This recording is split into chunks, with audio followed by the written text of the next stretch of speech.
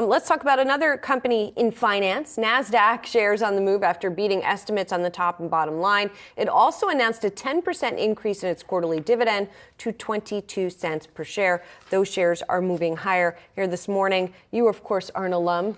I am. Many days and nights. What stood out to you from the numbers?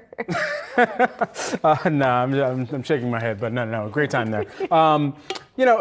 From the numbers, one thing that I usually zero in, and this is in my own biased kind of look in at Nasdaq, it's the division that I worked in, which was global listing services. This is basically the part of the business that really accounts for a lot of the IPOs, the new listings, the transfer listings that end up coming to the exchange, and ultimately here within the company. I mean, of course, it doesn't necessarily account for the lion's share of their revenue, as they have market technology that they license out to other exchanges around the world, transaction services as well.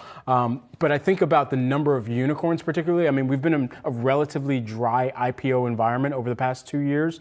And so it's a larger question of when some of the unicorns that are out there within the U.S. economy, which at the beginning of this year, the U.S. economy had about 1,205 unicorns, which are basically, of course, startups with about $1 billion valuation. So a larger question of when some of those unicorns will begin to say that it's a stable environment for them to enter into the public markets. And I think that's what a lot of us who cover the markets as well are really waiting for, that next wave of mega cap, or at least future mega cap tech companies to perhaps enter the throw. And of course, Nasdaq had been the exchange venue that had really touted itself for many years, winning listings within those big tech categories. And so that's something that I'm going to be watching, is when those unicorns begin to make their way into the fray. Yeah, well, we had that VC roundtable, venture capital roundtable last week with someone from Pitchfork and someone, PitchBook.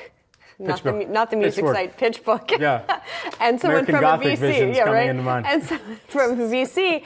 And my takeaway from that is Nasdaq's going to have to wait a little while, right? Well, because it seems like that stuff is not coming to market anytime soon. No. This solutions business, though, is something that investors really can focus in on, though. The solutions business revenues, that growing and ultimately seeing about $646 million in the first quarter. That's an increase of about $23 million, 4% there. And so this, as they really prop up more of those services that the business does have.